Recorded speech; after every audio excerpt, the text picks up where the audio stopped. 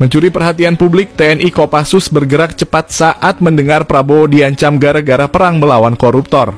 Pergerakan Kopassus yang dikenal sebagai pasukan elit TNI ini membuat publik terkejut. Prabowo ingin memberantas korupsi kini menghadapi tantangan besar.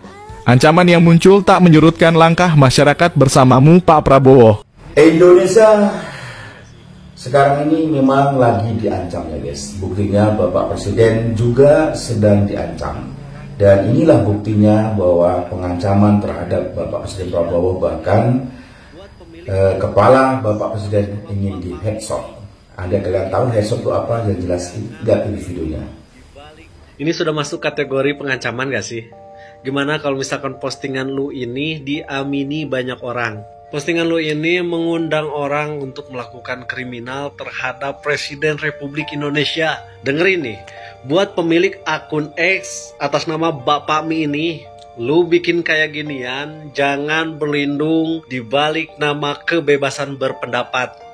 Apa sih yang ada di isi kepala lu membuat postingan kayak gini? Lucunya lagi ada yang komen, jujur gue mikir negara sekacau ini kok bisa nggak ada yang kepikiran begitu.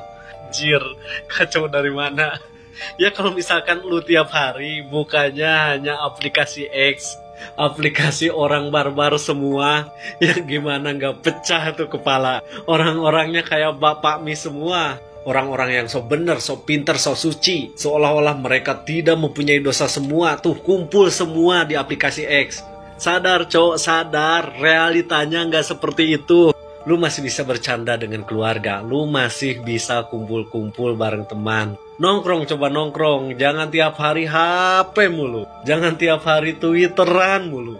Gua mau tanya satu-satu kepada kalian warga X. Kalian masih punya rumah? Kalian masih punya pekerjaan? Keluarga kalian masih harmonis? Atau sebaliknya, lu tinggal di kolong jembatan, lu pengangguran, keluarga lu berantakan, dan semua yang dirasakan oleh lu lampiaskan kepada pemerintah. Mencuri perhatian publik, TNI Kopassus bergerak cepat saat mendengar Prabowo diancam gara-gara perang melawan koruptor. Pergerakan Kopassus yang dikenal sebagai pasukan elit TNI ini membuat publik terkejut. Prabowo ingin memberantas korupsi kini menghadapi tantangan besar. Ancaman yang muncul tak menyurutkan langkah masyarakat bersamamu, Pak Prabowo. Oke, jadi kemarin presiden kita itu dapat ancaman penbumbunan secara terbuka di sosial media. Jadi ada video Presiden Prabowo lagi iring-iringan mobil dan beliau berdiri di sunroof. Dan ada yang respon video itu dengan tulisan, "Gak ada yang mau kepala Prabowo." Gue yakin kita semua punya penembak yang bagus. Sama ada lagi yang bilang, someone could have pulled a JFK. Atau seseorang bisa aja ngelakuin kayak yang dialami JFK. Yang dimana Presiden JFK itu pernah ditembak pas lagi iring-iringan mobil pada waktu itu. Parahnya, banyak orang yang ngedukung hal ini dengan humor dan meme. Dan tebak kalian tahu siapa yang ngelakuin ini semua? Betul sekali, akun anonim. Karena udah dipastikan menurut analisa Institute Security and Strategy, ada kelompok ekstrim di Indonesia yang sedang memanfaatkan kekacauan ini buat melemahkan sistem di Indonesia. Tujuan mereka sebenarnya bukan buat menggantikan pemerintahan, tapi mereka mau merusak Indonesia dari dalam dengan cara mendorong masyarakat kehilangan kepercayaan terhadap negara, media, dan demokrasi di Indonesia. Makanya aku selalu bilang sama kalian, hati-hati kalau bersosial media, apalagi di Twitter. Soalnya di sana banyak kelompok ekstremis yang pakai akun anonim. Dan buat pemerintah, kalian jangan terlalu baik. Kalian tuh seharusnya bisa tegas dan keras sama kelompok ekstremis kayak gini. Karena jujur, kita masyarakat lama-lama juga risih dan muak sama keributan yang mereka buat. Nah, sekarang gue mendengar pendapat kalian di kolom komentar.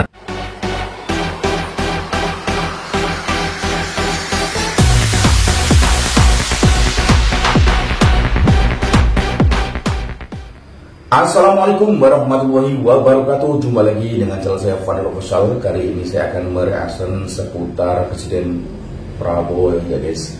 Kali ini Bapak Presiden Prabowo ingin diancam ya guys, bahkan ingin di headshot kepalanya. Artinya ini ada orang yang mengancam Presiden kita Pak Prabowo.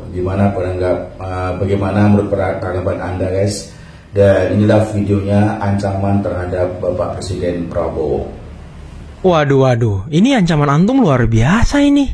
Tapi saya jadi ingat teman-teman, dengan orang-orang yang kemarin katanya mau beli rompi anti peluru kan? Apa tujuannya buat ini? Buat kerusuhan? Dan lagi ya, coba kalian perhatikan aksi demonstrasi tolak Undang-Undang TNI di depan gedung DPR tanggal 27 kemarin. Itu ada sebagian kelompok ataupun sebagian orang yang menggunakan pakaian hitam-hitam, menggunakan masker, dan juga menggunakan kacamata, Ya sepertinya mereka datang bukan untuk menyampaikan aspirasi, tapi ya sepertinya memang mencari kerusuhan gitu. Tapi gimana menurut kalian? Coba komen di bawah teman-teman ya.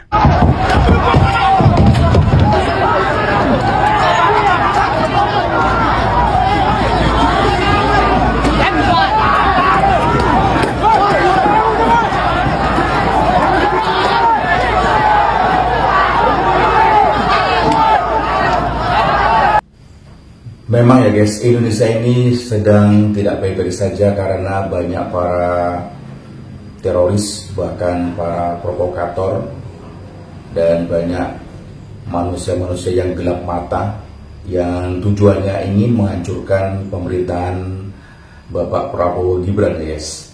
Dan sehingga banyak ancaman-ancaman yang meluncur yang ingin membunuh Bapak Presiden Prabowo. Ini sudah sangat sadis ya guys. Oleh karena itu, mari kita sebagai rakyat Indonesia selalu mendukung pemerintahan Bapak Prabowo Gibran agar Indonesia tetap maju jaya dan sukses ya guys. Ada yang mengatakan Prabowo mau maafkan koruptor. Bukan begitu. Kalau koruptornya sudah tobat, bagaimana tokoh-tokoh agama? Iya kan? Orang bertobat tapi kembalikan dong yang kau curi.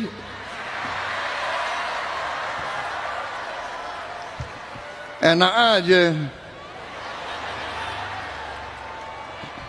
Udah nyolong, aku bertobat.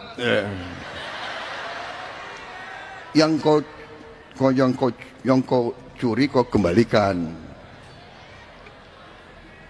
Bukan saya maafkan koruptor, tidak.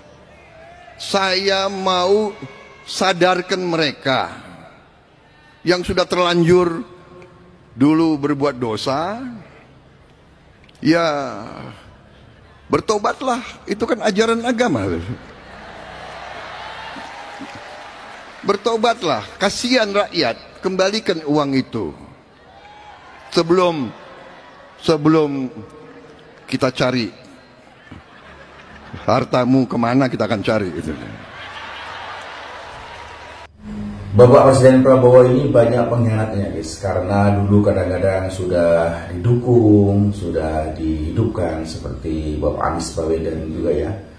Ini dulu adalah didukung oleh Bapak Presiden Prabowo, tapi sekarang dia sudah mengkhianatinya ya guys. Dan kemudian ada juga pembenci Pak Prabowo ya guys, dan masih banyak lainnya seperti Rocky Gerung, ini juga pembenci daripada presiden kita. Dan ada emak-emak juga yang membenci kepada Presiden Prabowo atas yang jelas suruhan ya guys untuk mendemo dan lain sebagainya. Dan ini sangat mengkhawatirkan sekali akan kondisi Bapak Presiden sekarang. Kamu Prabowo, berkat kamu Prabowo, endasmu, di mana endasmu Prabowo? Di mana endasmu Prabowo? Di mana endasmu Prabowo? Bapak Prabowo, kalian itu sebenarnya presiden atau presidenan? Betul begitu sahabatku, adik-adikku, kalian itu Pak Prabowo, kalau Anda presiden, tangkap Jokowi dan troni-troninya secepatnya. Tangkap Jokowi dan troni-troninya secepatnya. Tangkap Jokowi dan troni-troninya secepatnya.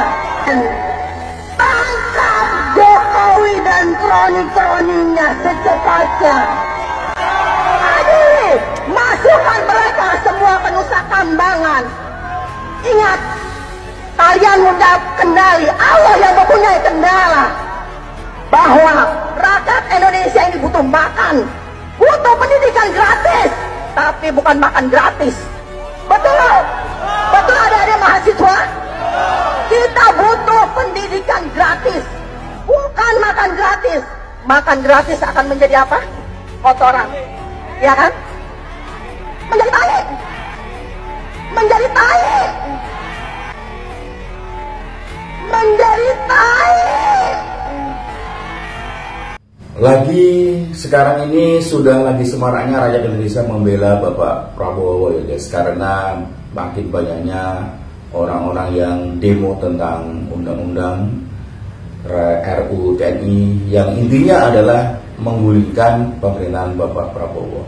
Sehingga sekarang banyak masyarakat Indonesia yang sadar untuk mendukung tentang RUU Undang-Undang TNI. Karena apa? Karena RUU TNI tidak sama sekali mengandung unsur kembalinya Orde Baru, alias duwe fungsi ABRI ya guys. Dan ini buktinya seperti Mbak ini sudah menjelaskan apa isi daripada Undang-Undang TNI terbaru tersebut. Coba kita dengarkan ya guys. Ternyata sebegitu ya melelahkannya menghadapi orang-orang yang FOMO, mudah terprovokasi, yang mencari tahu dan membaca hanya sebagian daripada masalah yang ada. Ini salah satu contohnya. No, tolak Undang-Undang TNI. Anda sudah baca kan? Coba jelaskan mana yang harus didukung dan jelaskan kenapa kita harus mendukung pasal-pasal bermasalah. Pasal 7 tambahan tugas operasi militer selain perang dan bla bla bla sampai pasal 47. Sini dengerin ya. Terakhir gua ngejelasin capek. Yang pertama kita ngomong masalah OMSP atau operasi militer selain perang. Masalah OMSP sendiri udah diatur di Undang-Undang Nomor 34 Tahun 2004 yang mana ngurusin tentang TNI, dan 21 tahun setelahnya melihat dari perkembangan zaman ada 2 OMSP yang ditambahkan.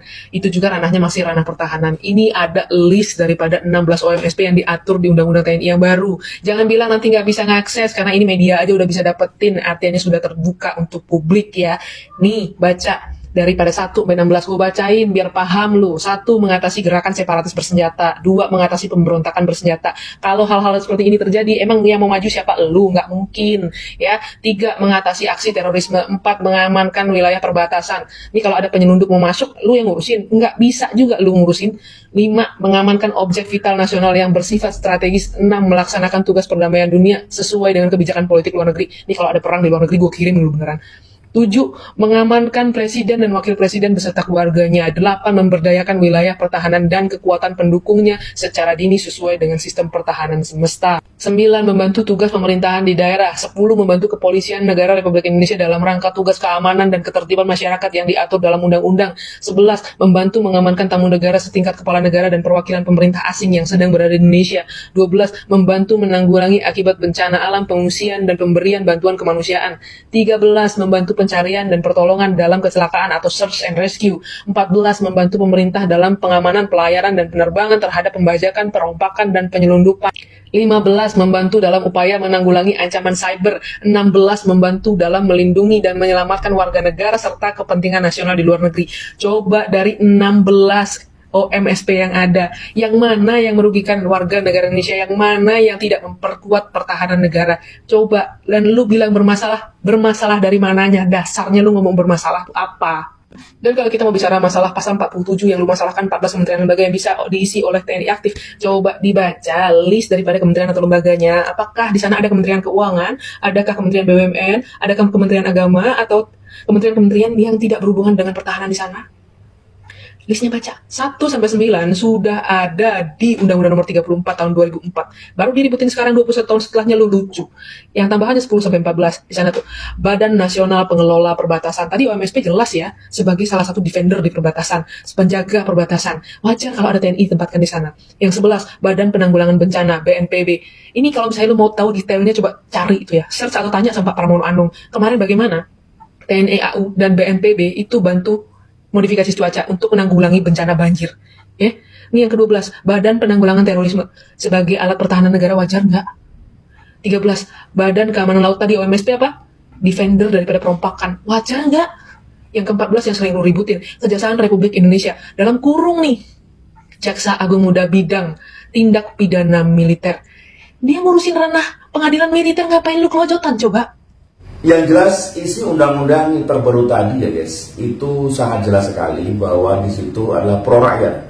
Dengan adanya undang-undang TNI terbaru yang disahkan, itu berarti Indonesia semakin kuat, dan tujuan dari Bapak Presiden Prabowo adalah untuk memberantas para mafia koruptor yang merusak negeri ini ya guys. Jadi kalau kita dengarkan tadi, itu tidak sama sekali untuk memusuhi rakyat, bahkan justru TNI adalah untuk rakyat ya guys. Undang-undang tersebut diuntungkan, bahkan menguntungkan rakyat, karena Indonesia tanpa TNI negara akan kacau ya guys. Oke.